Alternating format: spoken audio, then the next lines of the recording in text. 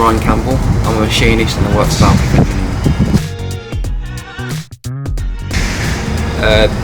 due to it being hands-on, that was primarily the reason. I know people who've been to university and the problem is you could be away from industry for 2 or 3 years, not coming back to it at all.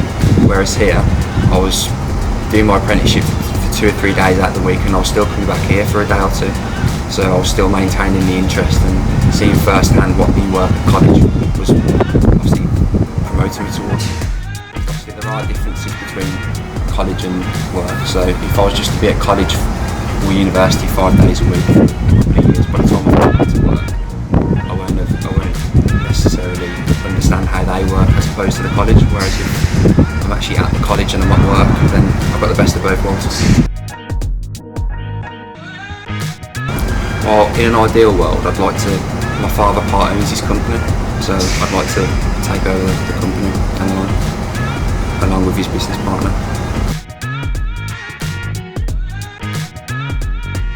Definitely, In-Comm's been very good. We've done, as I said before, we've done drawing, manual machining, and then we've progressed onto the CNC, so every facet of the work that I do here, we've done in some detail at In-Comm.